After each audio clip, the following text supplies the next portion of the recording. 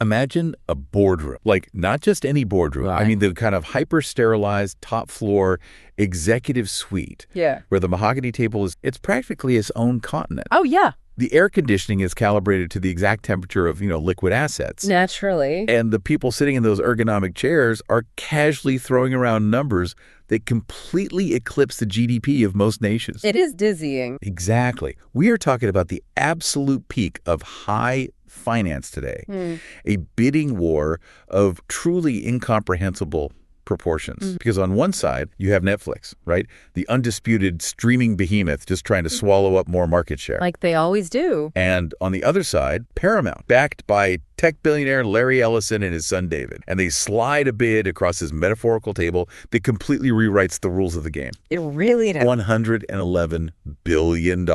It's hard to even wrap your head around that number. Say that out loud to yourself. $111 billion. Yeah. They just acquired Warner Bros. Discovery in this tectonic shift that is absolutely going to dictate what we watch, how we watch it, and, well, who makes it for the next 3 decades. Completely. It changes the entire entertainment landscape overnight. But here's the kicker. Almost the exact second the ink dries on this colossal industry-shaking buyout, what does a very loud, incredibly passionate segment of the internet immediately start demanding from these new billionaire overlords? It wasn't about subscriber models. No. They aren't asking about antitrust laws. They aren't asking about the debt load. They want to know what this means for the skin color of a fictional wizard who teaches high school potions. Which is it is the absolute peak of modern internet culture, isn't it? It really is. It's the ultimate collision of macro-level corporate capitalism and this hyper-specific micro-level pop culture outrage. What's fascinating here is the sheer velocity of that discourse. Yeah, the speed. We went from Wall Street mega mergers to the dungeons of Hogwarts in a matter of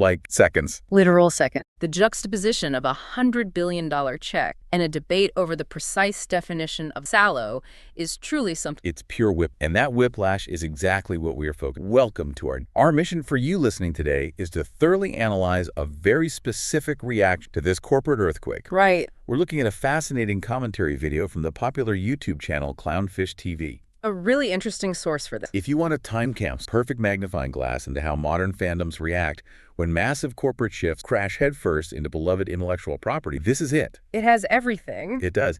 We are going to explore the fan reactions to this Warner Bros. Discovery buyout, the intensely debated casting of the brand new HBO Harry Potter series, and the sweeping top-down creative changes that are rumored to hit the very foundation of DC Comics. But, and this is crucial, before we take a single step further into this analysis, we need to set the stage. Yes, please. The source material we are examining today from Clownfish TV is heavily layered with highly politically charged. Very much so. This video wades right into intensely debated topics. We're talking race, gender, sexual orientation, the perceived political leanings of literal billionaires, and of course the ongoing cultural controversies surrounding J.K. Rowling. Exactly. Which brings us to a really quick but crucial reminder about how we operate here on this show. Yeah.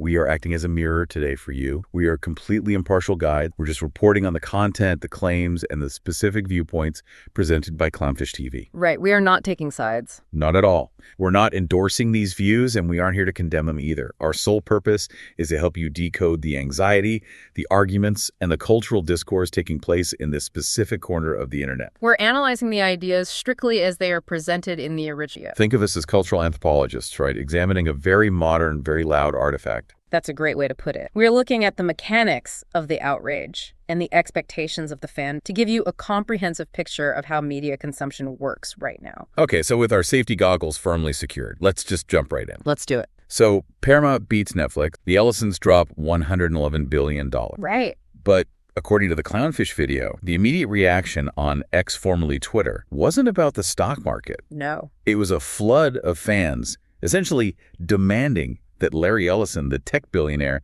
personally step in and recast the character of Severus Snape in the upcoming 2027 HBO Harry Potter reboot. Which is wild, and if we connect this to the bigger picture, it reveals a fundamental shift in how modern audiences view corporate ownership. How so?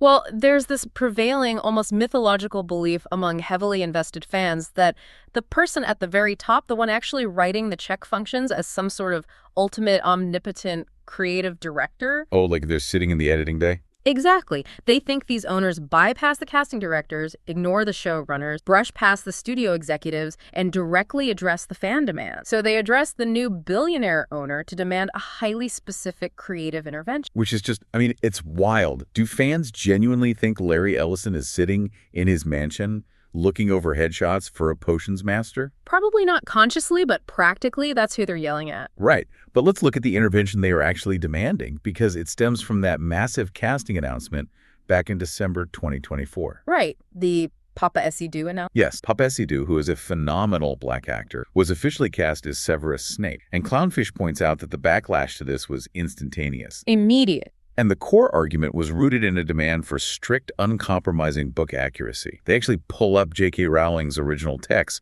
to make their case in the video. They do. They go straight to the source material. The video heavily highlights the specific adjectives from the books. Right. So Snake is described as Salos, which Clownfish rightly notes is a highly specific word you rarely hear anyone use anymore. Very rare. He's also described as hook-nosed. Yeah. But the video goes a step further than just quoting the book. They aggressively translate the book's vibe for their audience by calling Snape a pasty-ass lily-white dude with a goatee. A very vivid modernization of the text. Very vivid. And based on that specific mental image, Clownfish looks at Paapa Essiedu and claims he gives off, quote, zero Snape vibes. Right. The argument is that, even setting skin color aside for a second, which is obviously a huge part of the discourse, Essiedu simply doesn't possess the physical angularity, the gauntness, or the specific nose shape that fans have visualized for decades. It's a total rejection based on a perceived visual mismatch. Exactly. But here's where I want to push back a little as the skeptical listener. Okay, lay it on me. Fandoms accepted Hugh Jackman as Wolverine, right? Oh, universally loved. Even though he's almost a foot taller than the comic book character and ridiculously handsome instead of being this stocky, ugly brawler. Very. So why is Snape's exact skin tone or nose shape the hill this particular fandom is willing to die? That is the perfect question to ask. And it brings up a really fascinating dynamic regarding the promises studios are audience. Kind of problem. Well, when a studio announces a reboot of a globally beloved property, they have to justify its existence to a very small fan base. Right, because we already had 8 movies. Exact. So in this case, the source notes that Warner Bros. Initially promised this HBO would be a definitive one-to-one adaptation. Ah, the golden one. We hear that all the time. Every time. And to a certain type of deeply invested fan, one-to-one does not just mean including the side quests or the characters cut out. Right, like finally getting Peeves the poltergeist. Exactly. To them, one-to-one means a literal forensic visual translation of the author's adjectives into flesh and blood actors. Wow. They take that marketing promise entirely literally. So when the casting deviates from those specific physical markers, the fans feel that the foundational promise of the entire multi-season enterprise has been broken. Before a single camera even rolled. It's viewed as a breach of contract. Exactly. And what's interesting is that the internet didn't just complain in a vacuum here. They rallied behind a highly specific alternative. The fan cast. Yes, Clownfish discusses the overwhelming internet consensus that Adam Driver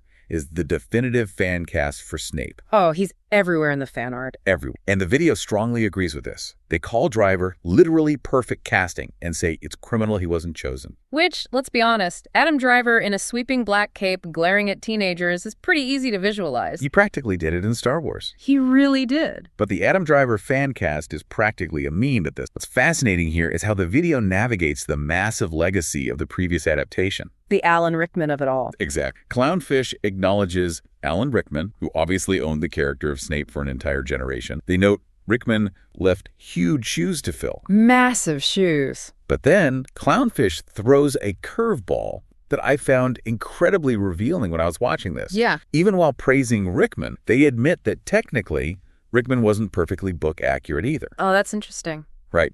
He was significantly older than the Snape of the books, who was supposed to be around 31 in the first installment, and Rickman lacked the goatee that the video heavily associates with the character. That is a crucial, really telling admission from our source. Right. Because it exposes the inherent subjectivity of book accuracy. Yeah. The fans adored Alan Rickman's performance so much that his physical deviations from the text were entirely... They didn't care about his age. Not at all. His portrayal essentially overwrote the book and the public conscience. Yet, When faced with a new casting choice that deviates in a different way, specifically regarding race, the demand for strict adherence to the book's physical adjective suddenly becomes the paramount, non-negotiable concern again. So think about your own favorite literary characters for a second, you listening. When you read a novel over and over, you build a high-definition portrait in your mind's eye. You really do. You hear their exact cadence. Yeah. You know how they walk. How jarring is it for you when a movie fundamentally breaks that mental image? It can take you right out of it. Is it simply an aesthetic annoyance, or does it feel like the filmmakers fundamentally misunderstand the soul of the character you love? Because that tension is exactly what is fueling this entire Snape controversy. And it is a tension the studio is actively dealing with right now, which actually transitions us perfectly to the logistical realities of Hollywood. Yes, let's talk about the logistics. Because while the internet is busy fan casting Adam Driver and begging a tech billionaire to intervene, the massive machinery of a premium HBO production is already barreling down the track. Yeah, exactly. Let's look at the actual timeline Clownfish provides in the video. Production on this HBO series started back in the summer of 2025. Ages ago in TV time. Right. They are currently nearing completion for the entire first, aiming for that 2027. So when people on X are demanding a recast today, they are fundamentally ignoring the reality of how television is actually made. They're acting like it's a live play. Yeah.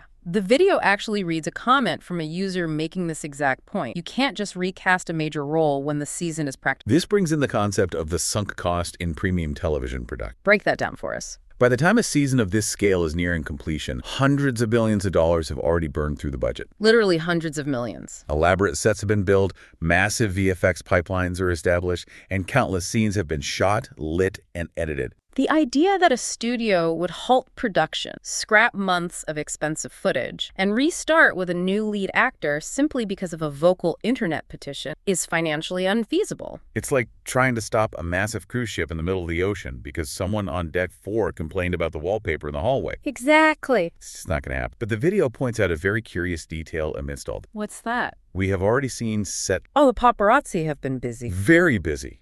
We've seen John Lithgow, who's playing Dumbledore. Right. We've seen the new Hagrid, kids playing the Golden Trio. But we have not seen a single glimpse of Paapa Essiedu as Snape. Nothing at all. Not in costume, not arriving on set, nothing. And Clownfish notes this they reasonably assume that Snape's scenes are likely contained entirely within the interior sound stages of Hogwarts. Right, safe from paparazzis. Unlike the outdoors hag. But the lack of visual confirmation acts as a massive accelerant for the speculation. Nature abhors of act. Precisely. Without a photograph to either confirm or alleviate their fears about his appearance, the fans are left to project all their anxieties onto a completely blank space. And speaking of visual anxieties, the video doesn't just stop at casting. Clownfish brings up a highly amusing, yet very telling, critique regarding the leaked costume designs. Oh, the robe. The robes. Robes. Apparently, the new Hogwarts robes are heavily color-coded by their respective houses, and the video compares this design choice to the Power Rangers. That specific comparison, Power Rangers, is incredibly revealing regarding the tone the legacy fans are expecting versus what they feel they are getting. Also.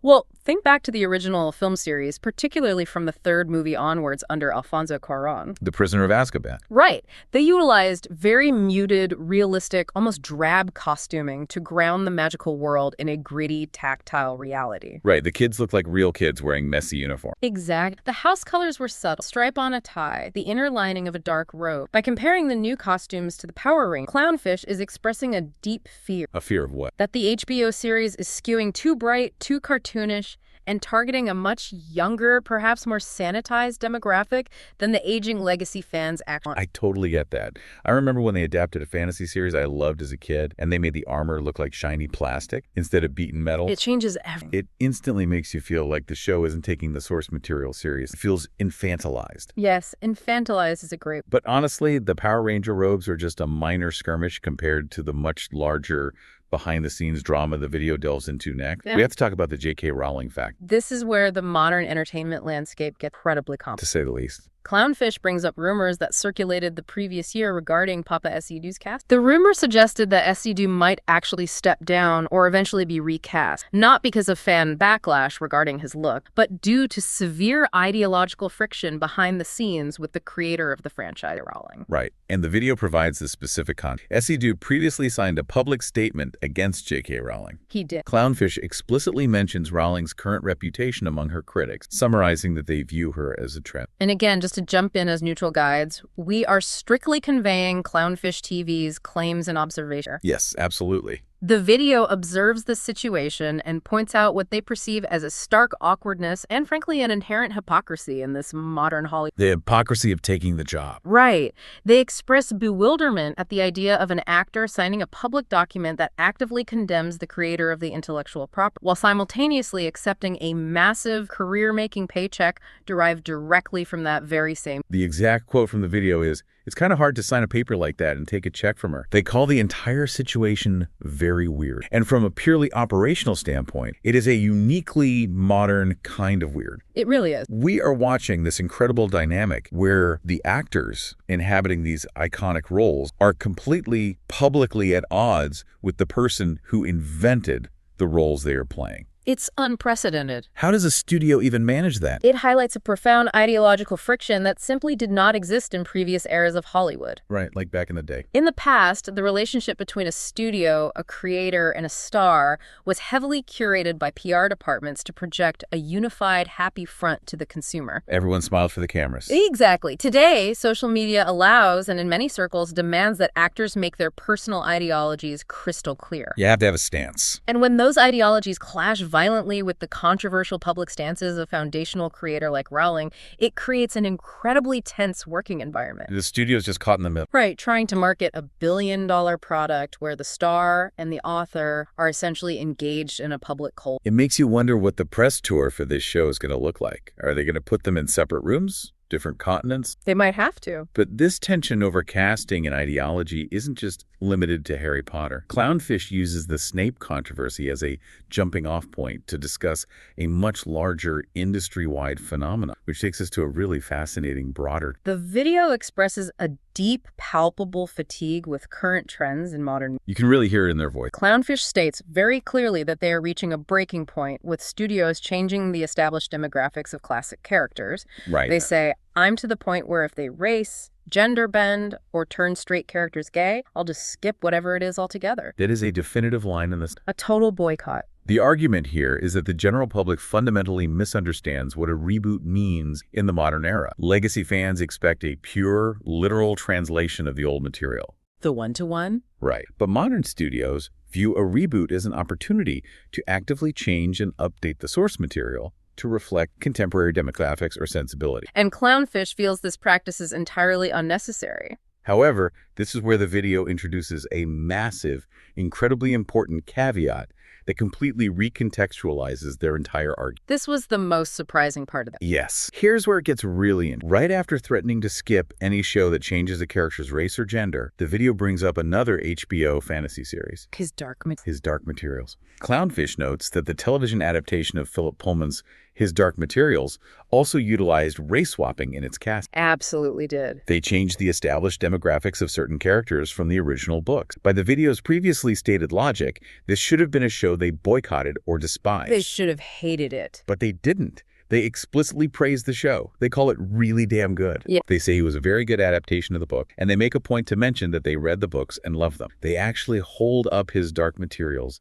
as their one glimmer of hope for the new Harry Potter. This contradiction is perhaps the most revealing moment in the entire analysis. What does it tell us? Well, what this tells us is that for many deeply skeptical fans, their stated resistance to demographic changes in casting is not actually an immovable, absolute ideological barrier. It's not a hard rule. No. Instead, their resistance is highly conditional. It can be entirely overridden, forgiven, and even forgotten if the final product achieves a high level of quality in its and maintains a fundamental respect for the core storytelling of. It's the ultimate trump card. Just make it good. Just make it good. If the writing is sharp, if the acting is phenomenal, and if the spirit of the world is intact, suddenly the fact that a character's physical description doesn't match page 42 of the novel ceases to matter. It vanishes. But if the show is mediocre, or if it feels like a lazy corporate cash grab, those casting changes are immediately weaponized. Correctly. They become proof that the creators never cared about the source material in the first place. The casting changes become a lightning rod for broader dissatisfactions with the writing or production. Right. This raises a vital question to consider. Is the vocal internet demand for strict physical accuracy really about the adjectives on the page? Is it really about the word salad? Right. Or is it actually a proxy for a much deeper underlying anxiety? What kind of anxiety? An anxiety that modern Hollywood creators fundamentally lack respect for the stories that fans have cherished for decades. The demand for visual accuracy might simply be the most easily articulable way for fans to demand respect for the prop itself. That is such a fascinating way to frame it. It's not just about what Snape looks like. It's about whether the people making the show understand who Snape is.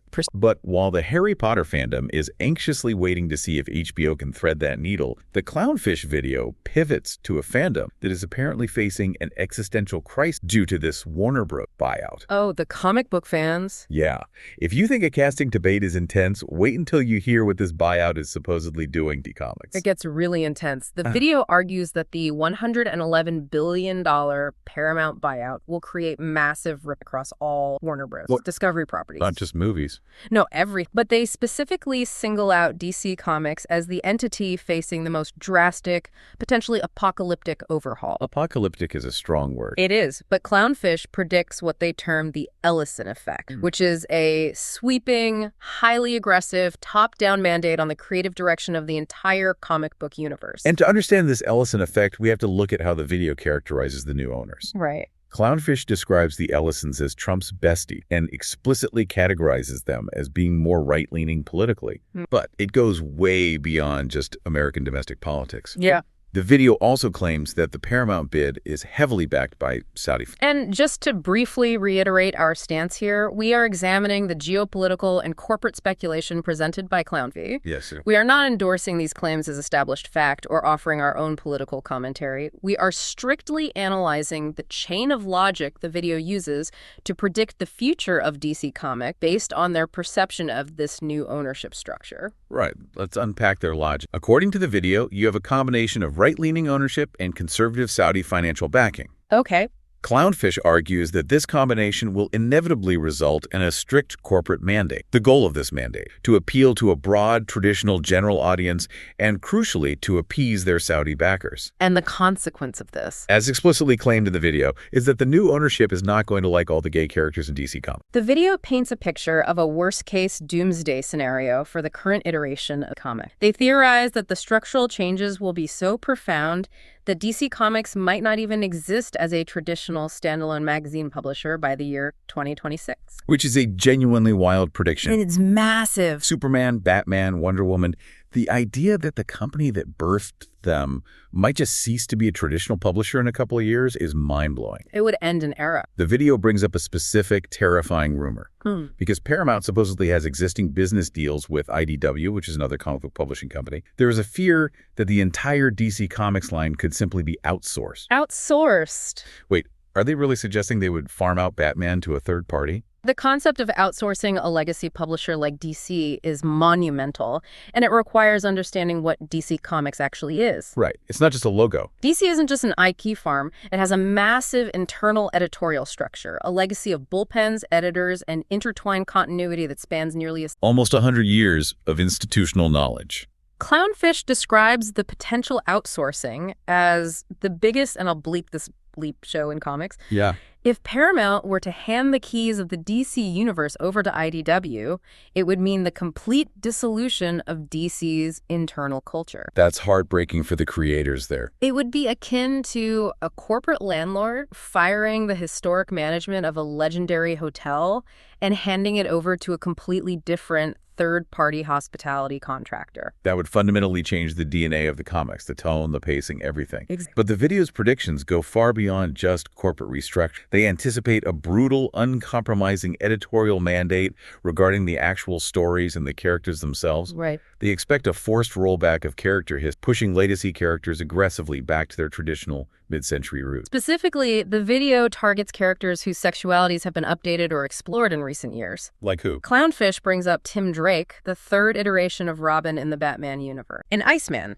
a classic Marvel character. Though they lump them together in this broader critique of industry trend, the video explicitly demands that characters like Tim Drake be made straight. And their justification for this demand is really interesting to listen. They argue that there was nothing in the history of that character to indicate he was gay, ever. They are extremely careful to state that this is nothing against gay people, but they are aggressively questioning the creative motivation behind the change. They ask, why did you do that other than to do it? The source views these modern updates not as organic character development, but as an intrusion of contemporary social politics into established mythology. They condemn these changes as fanfic, right? Fanfic. That's a loaded term. Very. By using the term fanfic, Clownfish is delegitimizing the officially published work of current comic book writers. They're saying it's not real canon. Exactly. They are arguing that these writers are throwing out 30 to 40 years of established canonical history just to fulfill their own personal, politically motivated fantasy. Rather than acting as faithful stewards of the intellectual property. It's a fundamental clash over the nature of comic. Are these characters evolving myths that change with the time, or are they static minds? And the video is practically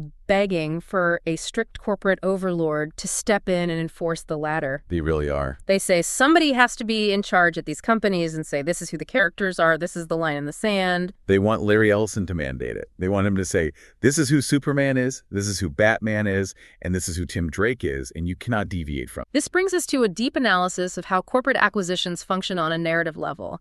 It is a staggering reality of the modern entertainment ecosystem. It really makes you think about how the sausage... A macro-level financial transaction, a $111 billion buyout negotiated in boardrooms by billionaires who likely haven't read a comic book in decades. Oh, definitely not. Can directly dictate the micro-level narrative details of a comic book panel printed 3 years. That is wild. A corporate merger can literally determine a character's romantic interest, their costume, or their fundamental identity. It's the butterfly effect, but fueled by billions of dollars in geopolitics. Exactly. And it highlights the massive tension in modern pop culture. The desire of new creators to modernize characters, to reflect the diversity of current audiences, is constantly clashing with the desire of legacy fans to preserve these characters as static, unchanging, traditional icons. The fans want the characters frozen in the amber of the exact era when they first fell. The source material perfectly encapsulates this anxiety. Whether it is the racial casting of Severus Snape or the sexual identity of Robin, the core issue at play here is control. Who gets to decide? Right. Who gets to decide what these modern mythologies look like in the 21st century? It's the defining question of our pop culture era. And that takes us to the end of a truly massive, fascinating journey today. Let's summarize what we've unpacked here. It's been a lot. We started at the peak of global finance with Paramount and the Ellisons' $111 billion bidding war for Warner Bros. Discovery. Right. We watched that massive financial news instantly filter down into hyper-specific internet outrage over the casting of Paapa Essiedu as Severus Snape. Complete with deep debates over the word sallow. And the merits of Adam Driver. We look at the logistical realities of HBO's filming schedule, the fears of Power Ranger-style robes, and the incredibly awkward ideological cold wars between actors and creators like J.K. Rowling. We explored the fascinating caveat of his dark materials, proving that brilliant execution can sometimes overwrite fan demands for physical accuracy. Good. And finally, we plunged into the speculative doomsday scenario for DC Comics, analyzing the fears of the Ellison effect, Saudi funding, and the potential corporate mandate to forcibly roll back the modern histories of legacy comic book characters. It is a remarkable snapshot of the current state of fandom, finance, and franchise management. It really is. And as we conclude this analysis, this raises an important question for you listening to mull over long after we sign off. What's that? Based on our sources' intense discussion of billion-dollar buyouts, top-down mandates, and the power of geopolitical funding to dictate the traits of fictional heroes, we have to ask. Okay. If massive corporate entities driven entirely by global financial interests or specific political ideology can simply purchase and mandate the core identities of our modern mythological figures like Batman, Superman, or Harry Potter, who actually owns these characters in a cultural. Wow. Is the true owner the original creator who birthed the idea? Is it the millions of fans whose imaginations and financial support sustain the characters for decades? Or, at the end of the day, does the mythology simply belong to whoever happens to hold the big... That is a heavy, complicated question with no easy answers. But it is exactly the kind of question that makes examining pop culture so endlessly fascinating. Thank you so much for joining us on this extensive deep dive into the turbulent, passionate, and billion-dollar world of modern media economics. We'll be back next time to unravel another stack of sources. Until then, keep questioning the media you consume.